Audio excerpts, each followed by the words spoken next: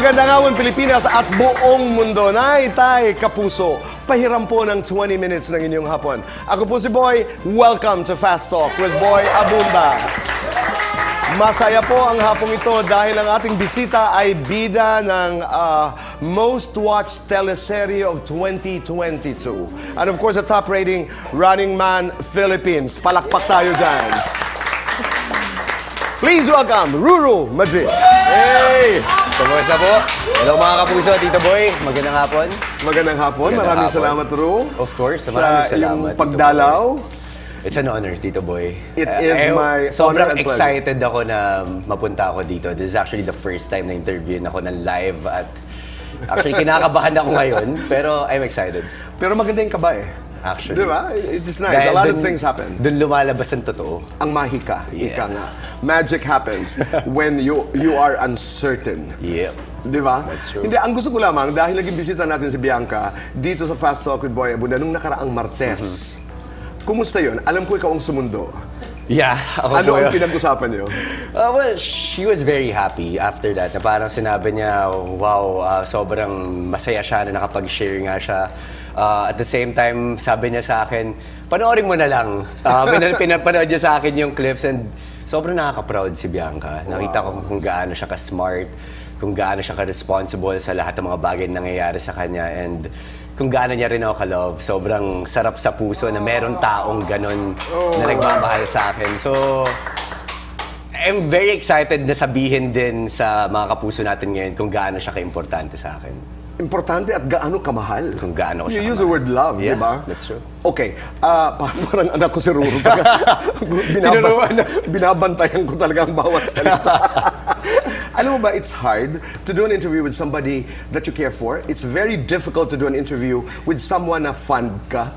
Kasi di ba, yung parang, sabihin mo ang tama, sabihin mo ang Yes. tama. Para nakikare ka sa bawat sasabihin. Okay, you're blessed also because kayo ni Bianca for the first time are doing your first Yeah. serye together. Yeah. The right one. Yes, What Tito is it about? The right one is about, I guess the story is about second chances talaga. I mean, nagkaroon siya ng ability to baguhin yung buhay niya. Okay. So, ano yung babaguhin niya? Or kung ano ba yung second chance doon sa buhay niya at sa pagbuhay ng pagmamahal niya? Kung bibigyan ka ng pagkakataong isulat muli. Yes. Di ba? Ano yung kanina, isusulat mo? nung pumasok sa entablado, nakita ko yung mysterious typewriter dito sa set. Sabi ko, abay, Actually. may kinalaman sa The Right show. One. But congratulations. Kailan namin ito mapapanood? This coming March 20 na, mga kapuso, sa GMA Telebabad, and meron din po kami na advance na episode na mapapanood din sa View by this coming March 18 na po yan. That's right, because this is a partnership between GMA 7 Yes. and View. It's their first collaboration project, Right. yeah. Tatlo daw ito, pinaliwanag sa akin ni Bianca. But congratulations, Ruru. Thank you, Tito You Boy. deserve all the breaks dahil si Ruru po ay nakatrabaho namin kasama si Direk Pepe Jokno when he was 14. Above the Clouds. Yes. Kung saan, sa palagay ko, nagpakita ka ng brilliance as an actor. Thank you so Pero much, tingnan Tito natin how Boy. brilliant you are on Fast Talk. Ayan na! This is it! Eto na, okay? Okay. We have 2 minutes. And our time begins now. Mahal or love? Mahal. Lolong, dakila. Lolong. Dakila o dax? Dakila. Workout or take out? Workout. Pasimple, diretsahan. Diretsahan. Hahawakan, aatbayan. Hawakan. Magastos, matipid. Magastos. Ipaglalaban o hahayaan? Ipaglalaban. Go with the flow or go against the flow? Go with the flow. Long hair, short hair? Long hair. House and lot, parking lot? Ay, ayoko ng parking lot. House na tayo. Oo, hindi. Matinik ka ba? Before. Hindi na ngayon. Hindi na ngayon. Mag-iingat ka. Seloso? Yes or no? May dahilan.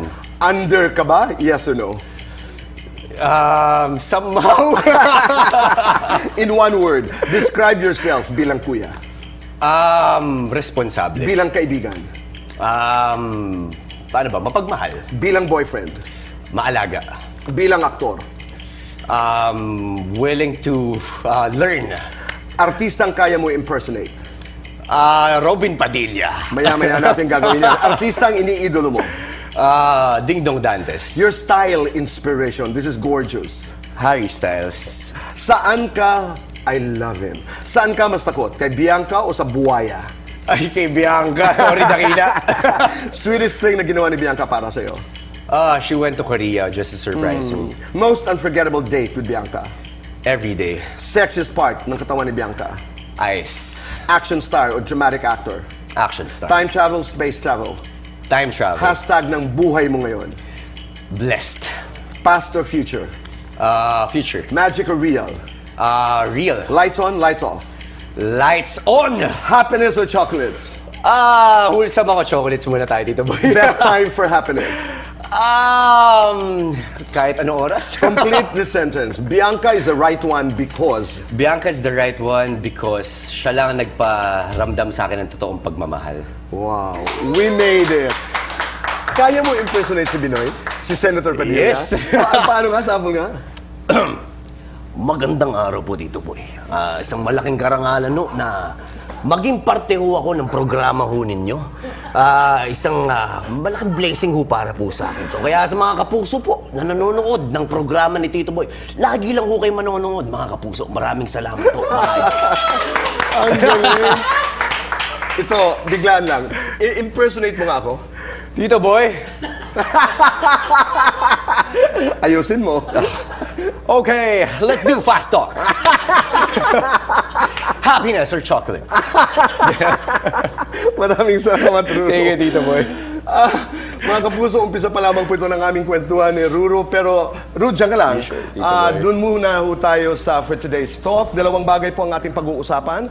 Una po ay yung may kinalaman sa Eat Bulaga. Everybody's talking about Eat Bulaga. Maraming mga opinion, maraming mga balita, nababasa, naririnig.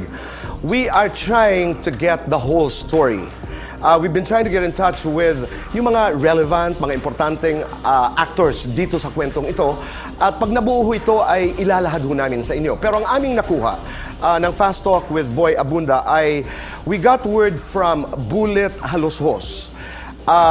Siya po ay kasama ng board of how do you call that? The board, no?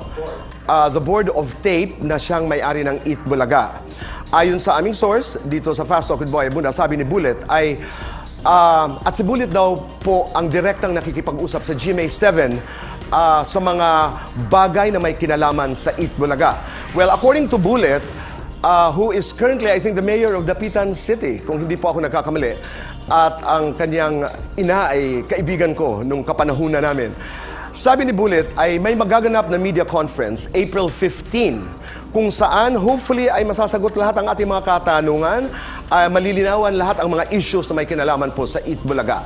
Anong oras, saan? I'm sure this is going to be announced before April 15. Inuulit ko po, sabi ni Bullet Haloshos, ay magkakaroon po ng MediaCon April 15 na may kinalaman po sa Eat Bulaga. Maraming salamat, Bullet.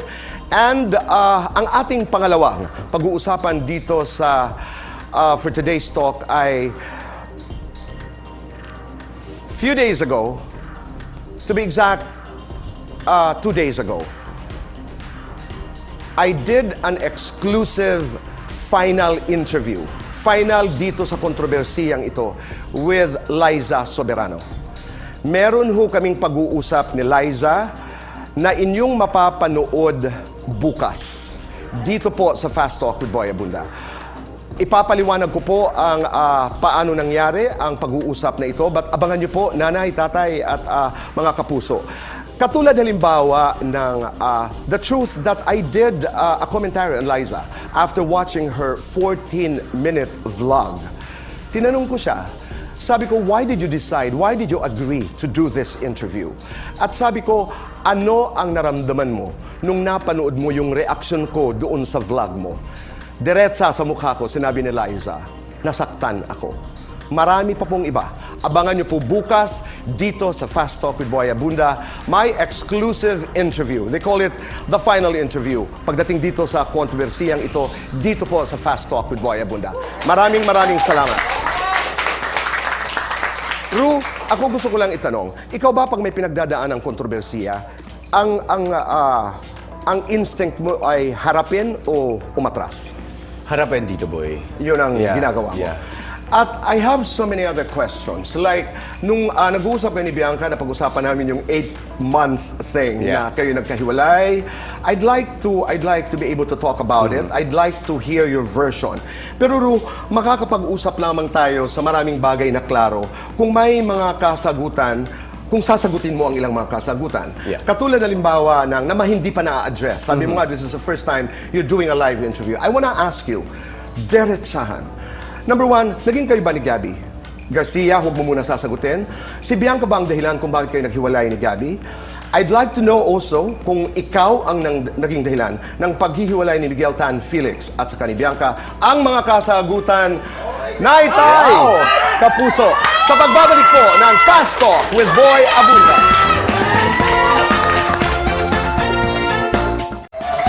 Back here in the show, kasama pa rin po natin si Ruru Majid. Maraming salamat, Ruru. Thank you, Tito Boy. At marami tayong pag-uusapan. Katulad na lamang ng yung karera. You know, like for example, 2022, you had the most watched teleserye, ang Lolong. Pero hindi ko na realize, I was reading the materials, sabi ko, bago pala maglolong, nagbalak si Ruru na mag-quit. Yeah. Bakit? Well, sinabi sa akin Tito Boy yung project na Lolong pre-pandemic pa. And then, parang noong time na yon wala akong ginagawang project since 2019. And then nag-pandemic. And then sinabi sa akin na, okay, mag-start na tayo. But every time na mag-start kami, lagi na de-delay. It's either because of, yun nga, COVID, or may mga aksidente, or may mapapahamak, or may ganyan. So, parang feeling ko jinx yung show. Or parang ako mismo sa sarili ko, iniisip ko na jinx ako sa show dahil lagi na de-delay. So, inisip ko na baka hindi ito yung trabaho na para sa akin. Baka dapat bumalik na ako sa pag-aaral kasi hindi ito yung karera na para sa akin. So, doon ko naisip yun. Pero Ru, ang pinagdaanan mo, grabe. Auditions, naging ginoong kalikasan ka pa, Yeah. lahat yata ng mga commercials ay sinubukan mo. So, was there a point in your life na nasanay ka ma-reject? Yeah. Yeah.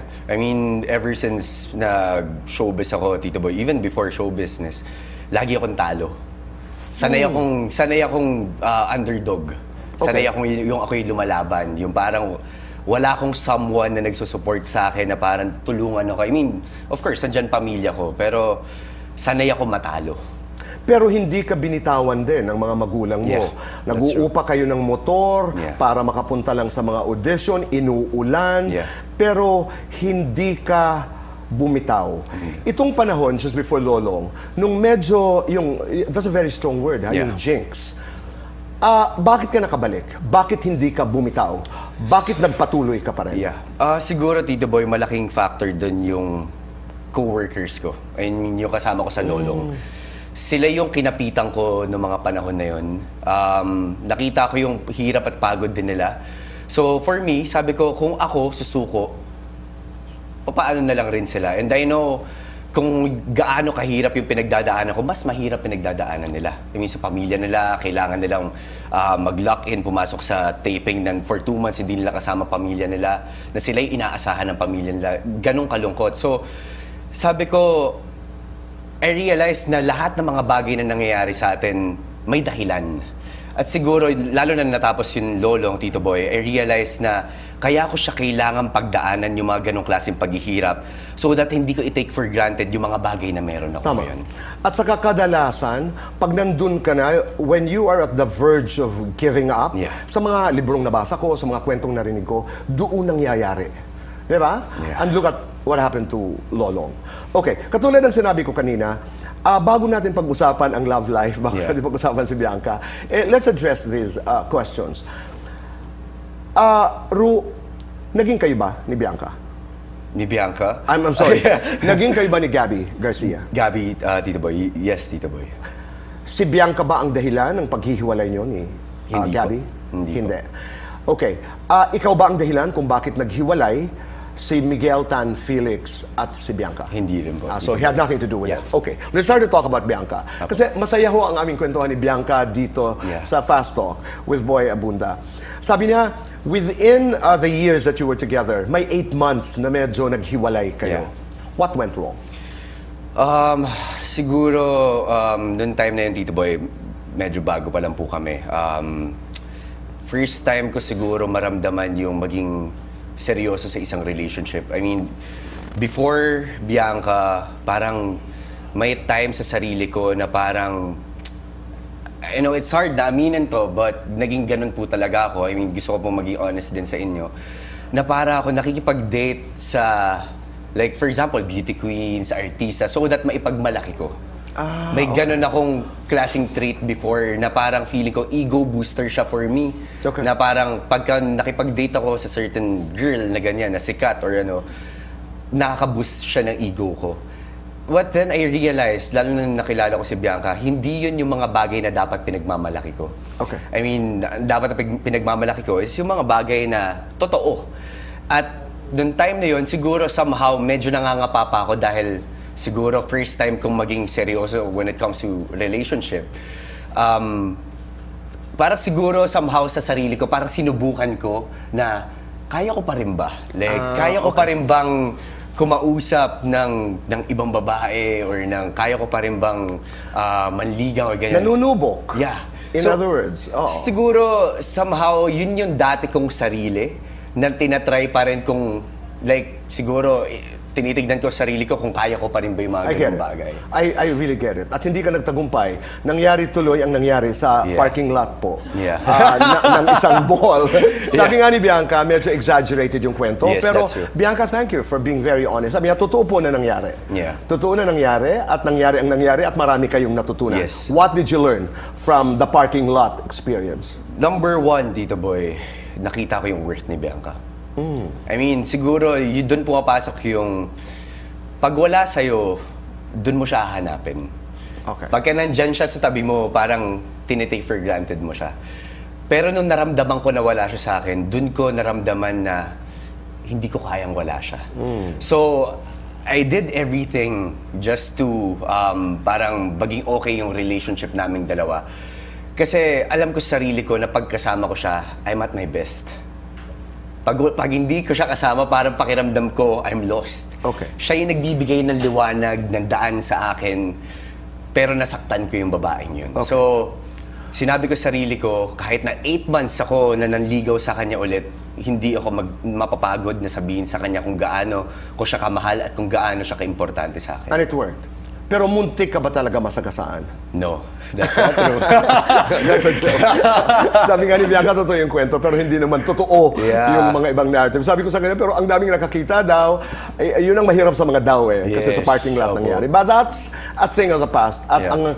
ang maganda ho ngayon ay you are in a very good place and Yes, you're working together. And I think that's really a blessing. Thank you, Ang Tito. ganda nung sinabi mong hashtag blessed. That's true, Tito Di ba? Boy.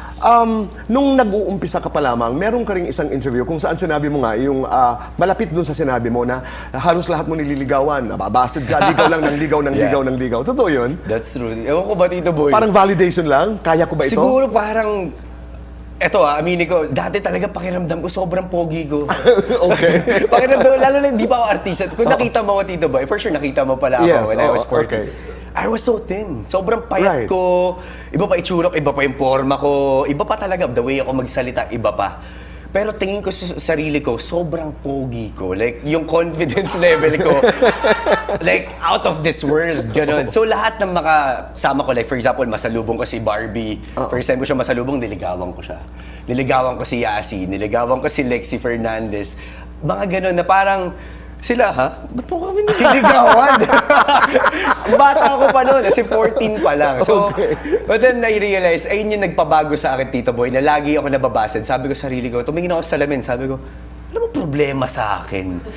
Ano bang problema nila? Ba't hindi ba nila Yes. nakikita yung kagwapuhan Ang ko? ginawa ko, Tito Boy, doon ako nag-start mag-workout, doon ako Okay. start kahit pa paano magbasa-basa, inayos ko yung pananamit ko. So okay Doon. talaga mabusted, di ba? May Yeah. advantage din. At Totoo, Tito ang Boy. maganda sa ginawa mo kasi pumunta ka sa sarili mo, what's wrong with me? Yes. Oo. Nais ko lamang, not because Ruru is a friend, no? Baka magtunog ho kasi na hindi na sineryoso ni Ruru yung kanyang mga relasyon in the past. Kasi baka magkaroon ng tunog, hindi po. Ang sinasabi mo lamang ay with Bianca kasi you found her. Yeah. You know, but it's not to say na hindi mo, na naglaro ka lang doon sa mga Yeah. naging girlfriends mo. Siguro, Tito Oo. Boy, kasi I would consider isa lang naman yung naging girlfriend ko before Bianca. okay. Alright. Si Gabby lang talaga. And nung naging kami, sobrang bata pa po namin.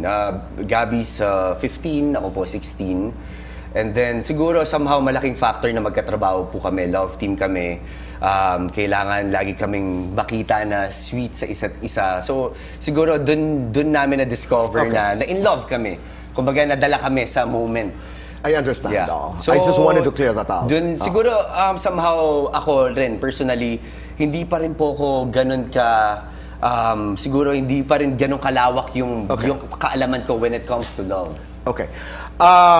Ang dami pa natin dapat pag-usapan. Pero ito na lamang, you're doing the right one. May mysterious typewriter dito. Huling katanungan.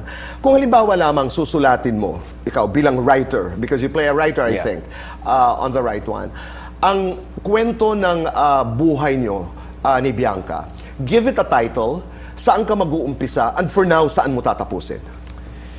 Siguro ang title niya will be Soulmates. Wow. Okay. Soulmates. Saan ka mag-uumpisa? Magsisimula ako dun sa unang araw na nakita ko siya. And that was, I don't know kung anong year yun, but I was grade 5. Wow. Hindi pa ako artista nito, Tito Boy. Tropang Pochi went to our school. Bianca, I think siguro mga 9 years old pa lang siya. The first time I saw her, sabi ko, ang ganda naman itong bata na to. Kasi noong time na yun, siguro 11 na ako nun, mga 11 or 12. And then sabi ko, ang ganda nito. And then sabi ko, balang araw makakasama ko to ulit. Like, mag-aartista ako para makasama ko siya. Galing naman. Yeah. Nangyari pala yun. Saan mo tatapusin? For now. I know it's a long story, but for now, saan mo tatapusin yung kwento? Siguro tatapusin ko siya doon sa moment na napatunayan namin somehow doon sa mga nagda-doubt sa relationship namin na hindi namin kaya. Ano ang twist ng kwentong ito? Ang twist ng kwento na ito, Mega Mall. Mega Mall.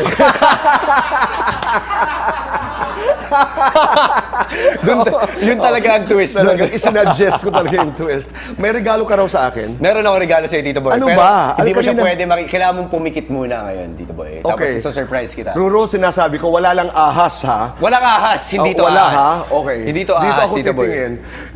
Saan Okay. ba? Okay, diyan ka lang, Tito Boy, ha? Ruro ha? Dahil hindi to ahas, Tito Boy. Okay. Ito ay isang... Buhaya! Ang aking kaibigan na si Dakila. Sinamahan po niya ako sa araw na ito, Tito Boy. Dahil Dakila. magkakaroon po kami ng season 2, so abangan niyo po yung mga kapuso. Ruro, maraming salamat. Pero Thank you, ibalik Tito mo Boy. yan. Maraming. Kaya ko ang buhaya eh. Hindi ko kaya. Grabe. Ito Ruro, kaya. Thank you for your time. Thank you so much, Maraming Tito salamat. Boy. Thank you. Talagang Maraming salamat. maraming salamat. Nay, Tay, Kapuso. Thank you, Tito Maraming salamat po sa inyong pagpapatuloy sa amin, sa inyong mga tahanan at puso. And always remember, be kind. And make your nanay and tatay proud. Hashtag say thank you. Let's talk again tomorrow. Goodbye for now. God bless.